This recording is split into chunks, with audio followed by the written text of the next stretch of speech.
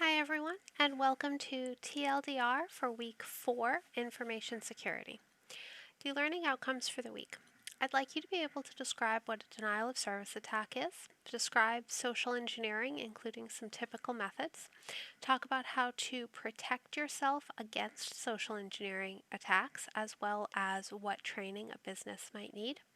Talk about what a company might need to know to protect against social engineering attacks, and analyze how to prevent the attacks for personal and business.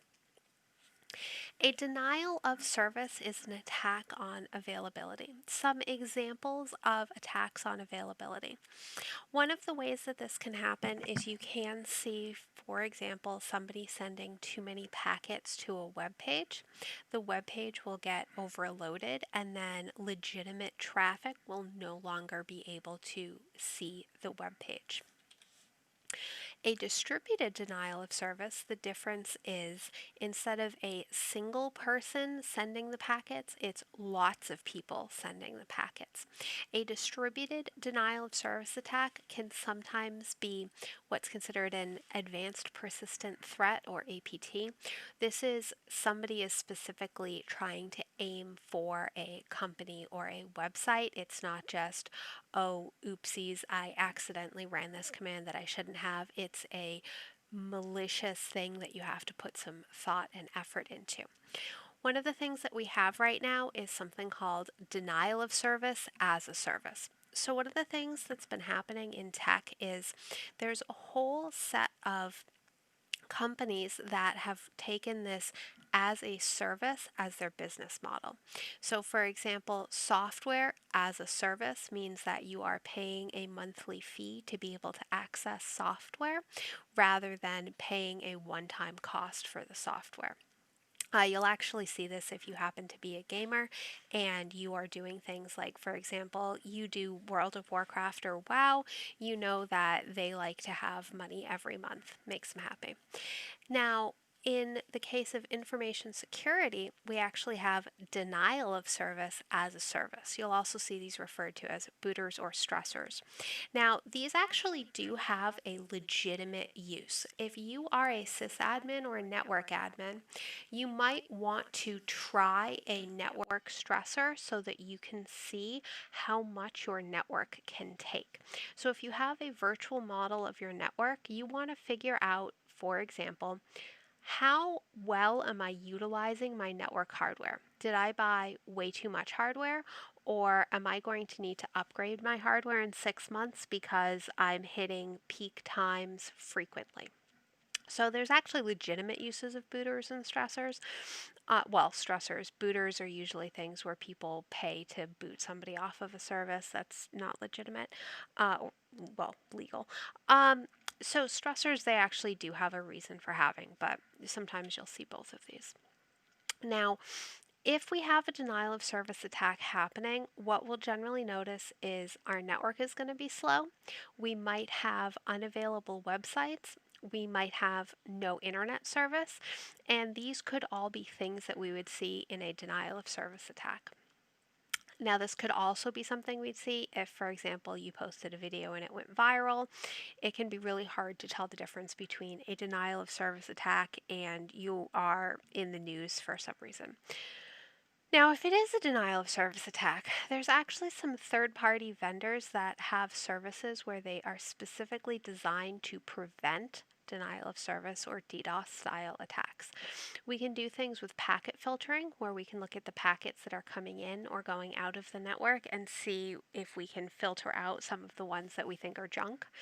We can pay attention to things like unused ports to have less openings. We can do things like update our software.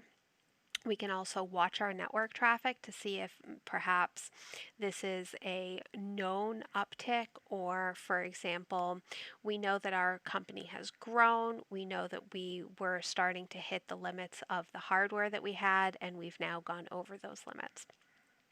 We can also do things like watch the news. Is your company in the news for some particular reason? Because that can also account for why so many people are coming to your website. It's also worth hardening your machines. This is a general good thing to do. Hardening your machine means that you are basically checking your machines over to make sure that they don't have vulnerabilities. You are checking passwords, you are checking updates, you are checking dependencies, you are doing the sort of checklist of the things that we can do to protect ourselves. Denial of service is illegal. It is a federal crime. When we talked about hacktivism, hacktivists are starting to try to argue that denial of service should be legal as a form of protest. Obviously, there are some disagreements about that because if that's seen as a sign of protest, that could potentially have some much further reaching consequences. But of course, we have to be careful because we don't want protests to become illegal.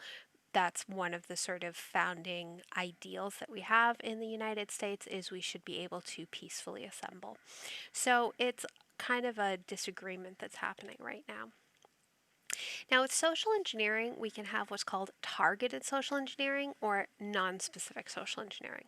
Targeted social engineering means they are coming for you. Non-specific is they're just going down the list of phone numbers and whoever picks up, and that's who they're aiming for. Now, normally I would do an activity with an observation game. However, because we are in the summer of 2020, there is a pandemic, so observing people is not really something that you're going to want to do right now. So instead, what I'm going to have you do is actually pause me to go watch a video. Now, this video can be on, Netflix, Amazon Prime, YouTube, whatever you have is fine. You need to pick a video where people are talking. Don't pick a anime. Don't pick any, Disney musicals. Don't pick anything that's like a action. For example, I'm not saying anything against Superman or DC, but the Superman current set of movies of him standing there and brooding is really not going to work for this. You want to pick something where people are talking to each other. And I want you to watch about 10 minutes of this and do it on mute. I want you to pay attention to facial expression, body language. If you aren't comfortable or don't know what facial expression or body language looks like or what it means, do a little bit of research beforehand so that you can look at things like, for example, the difference between macro and micro facial expressions. What's the difference between crossed arms versus somebody who has their hands in their pockets? What do those things indicate? And then go watch your film. Feel free to pause me here while you do that. Social engineering vectors are the different ways that social engineers can attack. Now, we'll see social engineering happening over email, such as phishing attempts. Please click here, you have been selected for a prize. We'll see phone social engineering attacks. This is actually happening through text messaging as well, where you'll get a lot of people that will call numbers and say, oh, please stay on the line, we've checked your credit, and because of your history type of thing. We will sometimes see in-person or social media style social engineering attacks where they are trying to manipulate you to share information. One of the popular ones that's been going around this summer is the getting to know you on social media, where somebody shares a list of, say, 10 questions, and you say things like your maiden name and the street that you grew up on and the name of your first childhood pet.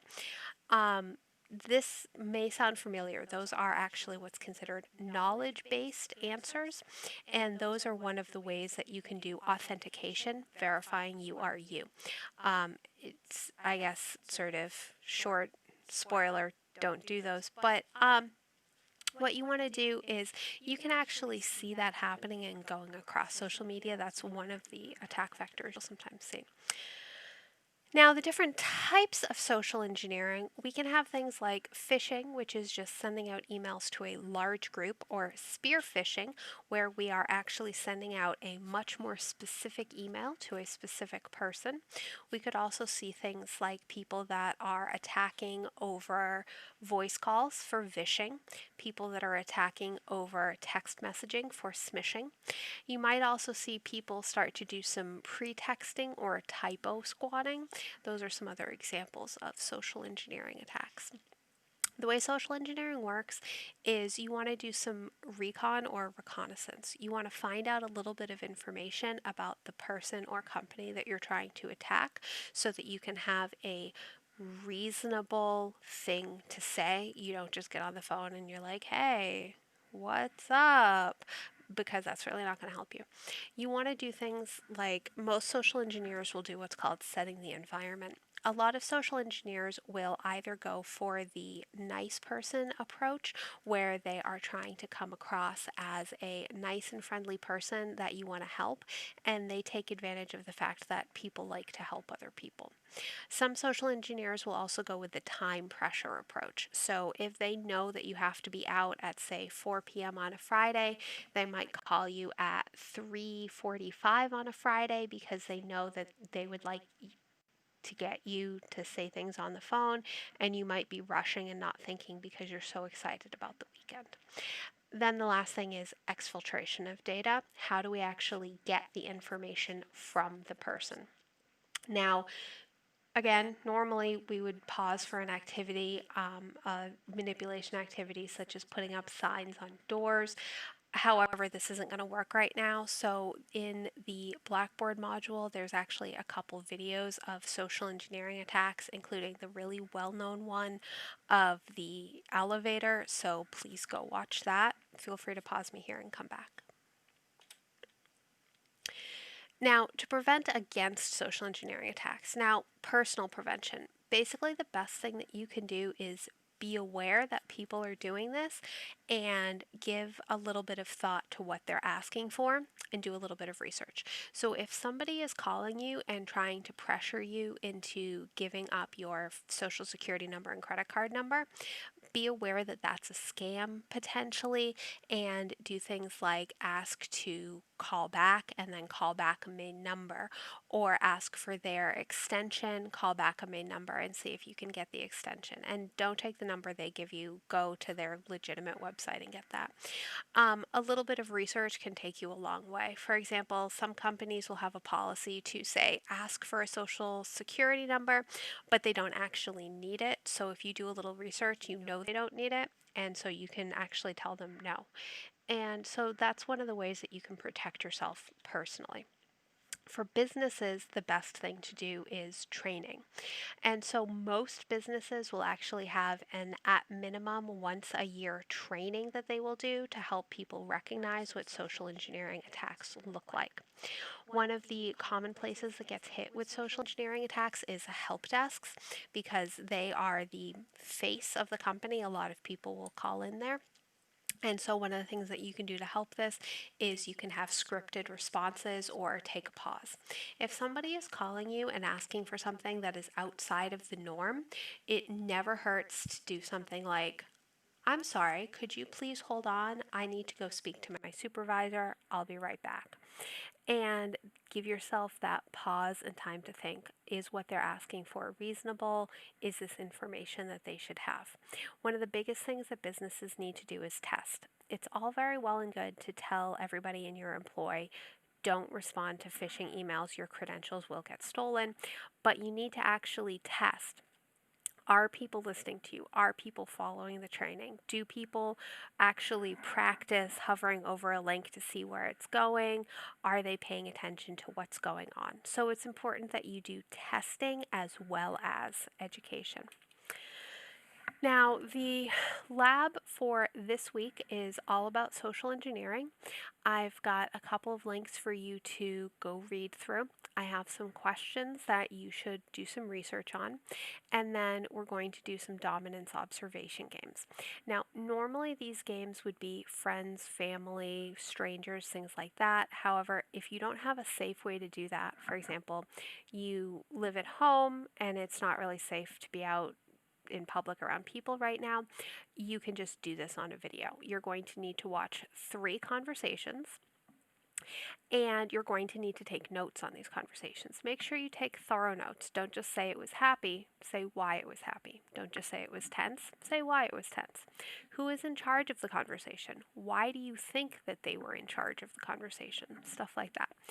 And then after you watch your 3 conversations, either friends, family, or video, depending on safety, then there's also a video for you to watch and you can figure out what the student should have done differently in this particular example. Please let me know if you have any questions.